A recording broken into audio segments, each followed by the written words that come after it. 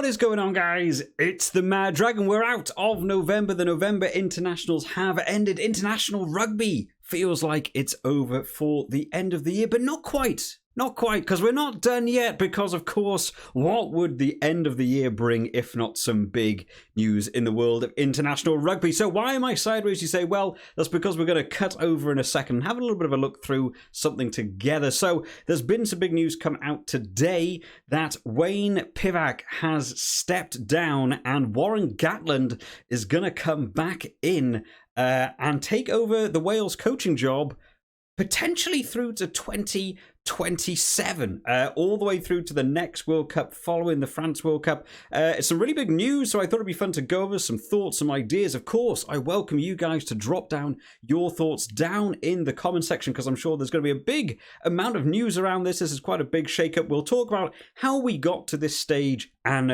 what it means potentially for the future of Wales. So here we are, guys. We're just checking out a bit of a news article to see what's gone on. Then we're going to expand out a little bit. So, of course, it's been mentioned that the Wayne Pivac here is going to be stepping down. Warren Gatland's going to come back into the team. This has come about after a bit of an awkward autumn international, so we put it that way, put it a bit lightly. But it does say here that Gatland will be taking charge for the 2023 Six Nations and the World Cup, and could even stay longer, going all the way through to the Australia World Cup in 2027. Now, this is some interesting stats here. Pivac is heading out the exit door after overseeing just 3 wins in 12 tests. Now, I feel this actually extends a little bit beyond this. Now, of course, this year hasn't gone very well for Wales. Of course, they had the Six Nations. That was pretty underwhelming. They had that big loss to Italy in the Six Nations. They've gone on.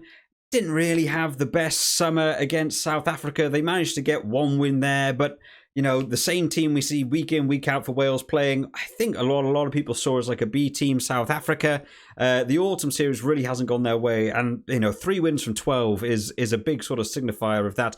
I actually think this goes beyond this. I actually think this goes far backwards. Now, when we go back to 2021, you may remember, of course, somehow in that mad world, Wales managed to win themselves Six Nations. Now, if we go back to have a look at what actually happened during that Six Nations, of course, it was a massive turnaround time. People weren't already very sure about Pivac taking over in terms of the Wales coaching job, but people had time to reflect on what happened when he took over at the Scarlets. Now, obviously, when he took over at the Scarlets, there was a bit of a wobbly start for them too, and Scarlets went on to do pretty well. So people were a little bit excited to see what he would be able to bring in terms of attack into the Wales team. And sort of like the Scarlets, it went off to a bit of a wobbly start, but he did get that Six Nations win. Now, I do remember covering this sort of series on the channel, and I had some quite, I don't know, at the time, I felt like it was controversial, but I really sort of stand by it. Now, over the course of the Six Nations, this is the 2021 Six Nations, the results that Wales had, they managed to beat Ireland in that game. It was the opening game. They won 21 points to 6. Now, if you remember in that game, there was a red card incident that went on in that Ireland game. So Ireland played with 14 men for a vast majority of that game, and watching that game, it really felt like Wales were sort of holding on. They were just about sort of managing to do what they could do, and they came away with a win. They went on to play Scotland. They beat Scotland by 1 point. Again, with another red card situation against Scotland in that game, so they were missing a player for a good portion of that game too. And I think, arguably, there were times that game where Scotland could have won. I seem to remember there being a bit of an inconspicuous thing right at the end of the game. I think it was Liam Williams potentially took out Hogg or Duan van der Merwe off the ball slightly right at the end of the game that could have resulted in a penalty. That could have seen that game go the other way around. Wales did have a good game against England. I remember doing some video coverage of that one. I feel like they actually played pretty well in that game. That was the best sort of performance from them. They went on to play Italy, which at the time didn't feel like a very dangerous game to go into, let alone what happened the year after this. And then finally they had that game where they lost to France, where they won the game and then right at the end, they just sort of threw it away, sealing off in like that 80th minute. I remember doing the big video about that one, and they went on to lose that one. So although they won the Six Nations, they didn't win a Grand Slam. But to me at the time, it didn't even necessarily feel that convincing that they'd won the Six Nations. I sort of felt they'd somehow stumbled upon it myself. We went into their summer tour. They had those games against Argentina. If I remember rightly, it was 1 win, 1 loss, 1 draw. I think it was. I can't find the results for what it was, but I believe that was it. And then going further back, when we have a look at the results that went on into that international series in the autumn for them, they lost that game to New Zealand pretty confidently. I did actually go and watch that match live at the Principality. It was pretty convincing. New Zealand won that one. They lost to South Africa. They managed to beat Fiji. Again, I went to see that game live. There was a red card scenario in that as well. And it felt for big portions like Fiji were pretty dominant in that game, and they're managing to beat Australia by that single point as well. So across 2021, although there's a much higher sort of win-loss ratio than what we get to see at the time that Pivac's leaving, I really do feel like a lot more of those games actually paved over some cracks than what we got to see. Now, we go over into the Six Nations this year. Of course, they had that dreadful game against Ireland in the start of the Six Nations where they were very lucky to come away with 7. I definitely feel that game could have been 29-0. They managed to beat Scotland, which was a big win for them. They lost to England, lost to France, but at the time, France playing extremely well in the Six Nations and managing to hold France to 4 points, I thought was pretty good. And then, of course, that game that happened against Italy with Capuzzo going down that right wing, getting that inside ball in for Padovani to score his try. We go on towards the summer. They had that loss to South Africa. They managed to beat South Africa when I said like they put out that sort of B team, well, stuck with the same team. And then South Africa said, let's play properly for that final game. And they sealed that out with a convincing win. And then, of course, as we go through the sort of autumn internationals, that big loss to New Zealand, a win over Argentina, and even Argentina that have been playing well. That game felt like maybe Argentina's worst game of the year, I would probably say for me. I really felt Argentina underperformed in that game. They didn't stick to the game plan we've seen from them. They weren't taking 3 points. They weren't sort of playing the way we'd seen them, especially over the Rugby Championship. So came away with a win there. You know, good for Wales, but I still feel that was an underperforming Argentina team in that game. They had that loss to Georgia. And then finally, that bizarre game that went up against Australia and then somehow threw that away with a massive point lead. So I actually feel like this has been building for a little bit of a while. Now, there's been a lot of talk. I've seen it in the comments. I've seen it on Twitter. I've seen people talking about it, of course, that it's time to get rid of Pivac. It's time for him to go. It's one of the things you see in sports. They do actually say it a little bit further on down here. This is a quote from Steve Phillips, the chief executive at WRU, saying that it's one of the toughest calls to make in sport, but the review process has reached its conclusion and we have acted quickly and efficiently in the very best interest of our national team. Now, this, of course, Six Nations short turnaround time from the autumn internationals. You've got to get a new coach in. You've got to have him looking at players, teams, how it's going to work. You've got to try and set that up very quickly, bounce back. This is quite a weird time. I can't really think of another time I've seen a coach go out this close to like a World Cup. I'm sure it's happened, but I'm not too caught up on my coach knowledge and what have you. But ultimately, we are in the results business, and we have agreed with Wayne that the current trajectory for Wales is not where we want it to be. And I think that's one of the key things, not coming away with those wins-loss. But like I said, when you go back to look at that Six Nations, even though I feel like they had definitely got wins under their belts in that Six Nations, it was the way in which Wales won, not in a massive convincing way for me, that was a real bit of a shame for them. Now, do I believe that all the blame lays at the door of Wayne? And the answer for that is no. We are going to be doing a stream on Wednesday. I'm sure people want to talk about this a little bit more on stream. But I really don't feel like this can lie solely at the door of the coaches. I feel like you can get game plans wrong. I feel like you can organise games wrong. It certainly felt that way against teams like Italy and Georgia. It felt like the game plan was wrong. It felt like there wasn't the same level of like respect as playing like a New Zealand or an Australia. It came across the way the team was playing like they just felt like they were going to win. And they just sort of expected it to happen without necessarily needing to work that hard. And maybe that was a decision made by Wayne Pivac. We don't know. I don't know what goes on behind closed doors.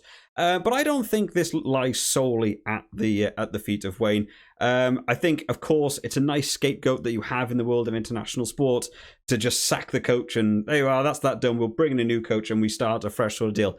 I think there's a bigger issue. I think there's a bigger issue surrounding Wales rugby at the minute. Now, one of the things that isn't mentioned in this article, and I think is a real key point in a lot of this, when you go into international, you talk about how teams get to be so good at international. One of the first areas to look at is the way the club levels are performing. You look at New Zealand, they've got a great level of club teams. When you look at the Ireland team, you can do some background research into Ireland. You find out the way Ireland plays at an international level. A lot of the Irish club level play is very similar in the style they play, and they sort of feed these players through to international. When you look at Wales club level at the minute, this is the current standings in the United Rugby Championship. In the top 10 teams, that's not even half the table. Top 8 is the top half of the table. There's Cardiff Rugby is the only team halfway up the board, and even then, they're about halfway down the board. Looking for the other Wales teams, Dragons are in 13th, Ospreys are in 14th, and Scarlets are down in 15th. Now, this doesn't help in any way to feed through a winning mentality to get into the international stage. To have a club level teams underperforming, they're not getting these wins, playing 9, winning 1. Both the Scarlets and the Ospreys, who are not bad teams. They are good teams and have each, at separate times in the past, been absolutely top-tier club-level rugby, playing extremely well. I seem to remember at one point there being like a Wales team where something insane like 12 of the starting 15 all came from the Ospreys at one time. That's big stats, big things. These things have to filter through into that international stage. So I don't really feel like a lot of these big issues in the Wales thing lie solely at the door of Wayne Pivac. I think you can pick the teams wrong. I think there could be an issue with not having new players coming in. I think you can get game plans wrong. I don't necessarily always think that's down to a single point of the coaching staff. I feel like there's a bigger issue at play in terms of the grassroots of rugby, club level, school level even, being able to feed into those club levels, the academies, how club level teams are performing. Because when you consider things like Wales's 60 cap rule and players playing internationally and going away, one of the big ones recently is Will Rowlands is moving away from the Dragons. And when you think about your finances, your career in rugby, you probably don't get that long in terms of a real professional career in rugby. What do you reckon you have? About 15 years, maybe maximum? You've got to earn the money. You've got to have a full-time job. You want to be on a team that's winning. And when you find club-level teams down here like this, I'm not really that surprised that players move away. If you're an up-and-coming lad, we talk about players like Zammit over in Gloucester. I'm sure at some point in time there were people over in like an England international stage looking at Zammit thinking, man, we want to get him in an England shirt. Let's see if we can move him that way. And I feel like it's much harder to take those players that are at that grassroots level and feed them into that international scene when you've got club level teams down here, an international team that isn't performing very well at the high standard. So I think there's a couple of other aspects to look at. So I think it's just sort of important when you go over these sort of things to not just necessarily point the finger at one person and actually have a bit of a broader view on things. Now, what does it mean to have Gatland back in the side? Now, I think personally for me, Gatland is the correct choice at the minute. I know a lot of people will be wanting some different coaches. I've seen a couple of different names flying around. I've actually been tweeted in a couple of things, people bringing me up saying, oh, Mad Dragon, who do you think should come in next to do this? At the minute, I actually think Gatland's probably the correct call. I'm not sure if I agree with the concept of it being towards Australia 2027. That might be a longevity. I'm surprised that Gatland's agreed to come back in. He obviously has a lot of pride over what he managed to achieve with the Wales team over the time he spent there. But I think in terms of short-term turnaround time, looking towards the Six Nations, people will want to be seeing an improvement. I think it actually puts an immense amount of pressure on a brand new coach coming in, might not know a lot of the players, might not know a lot of the coaching staff or the people in the WRU. I don't know what strings they pull in the backgrounds.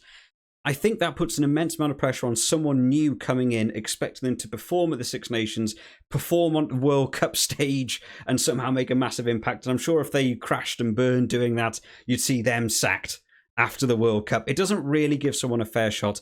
Warren Gatland has, of course, got an immense amount of experience. It does sort of go through in articles and stuff. You can read it if you want to look at, all the sort of things he's managed to achieve. Things like 3 Grand Slams. They won more without winning the Grand Slam. They also had, of course, World Cup semi-finals under their belts.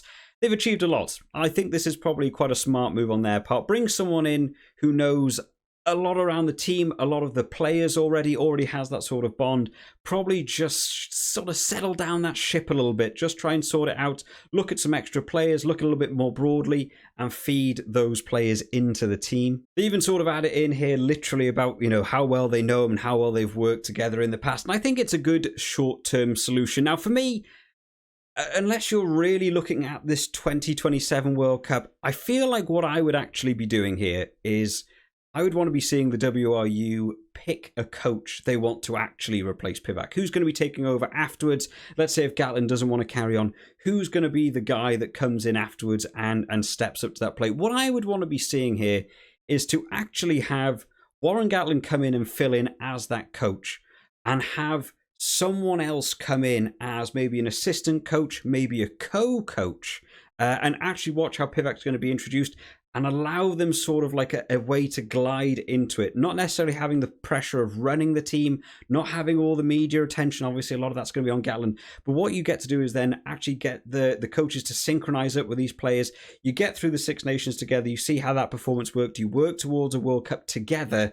And then after the World Cup, you hand the reins over to the new member of staff, who's then going to see how they can take the team on to the next World Cup. That would be what I would want to see, because, of course, Gatland's not got the same people around him as he had. One of the big key factors, of course, in international rugby, Sean Edwards. I've spoken about him a lot on the channel, what he's been doing for France over, the last year and a half. France have just finished their year unbeaten. That's an incredible thing. And one of the things that's dramatically improved over there is the defence. And of course, when Gatland was in charge of Wales, he had Sean Edwards at his side, and Wales were winning games, they were winning Grand Slam, but one of the key aspects for them was how good the Wales defence was at one point. So I'm not sure if just adding in Gatland in replace of Pivac is going to make as much of an impact as they expect. I would really like to see a bit more of a long-term game plan coming in from the WRU. But as it sort of says a bit further down here, there is little time for sentiment. Professional sport is all about preparation, values, and results. And obviously that's what a lot of people want to be seeing. But of course, guys, I'm looking forward to see what you have to say down in the comments on this subject. Is this the right move to just get rid of Wayne Pivac and hope things get better? Is there a bigger issue over at the WRU in terms of grassroots rugby and the impact it's beginning to make on the international scene? Is bringing Gatland back over Pivac a really good move, or is it just sort of papering over some cracks that actually exist in a different area? I look forward to see what you guys have to say down in the comment section. If you enjoyed this one today, remember to leave it a like, and we will be doing a stream on Wednesday, playing some Rugby 22, going over some games that have happened over the last year, and probably talking about this, because I'm sure a lot of people will want to know a little bit more about this one. If you've enjoyed this one today, guys, remember to leave it a like, and I will see you all next time, guys. Bye-bye.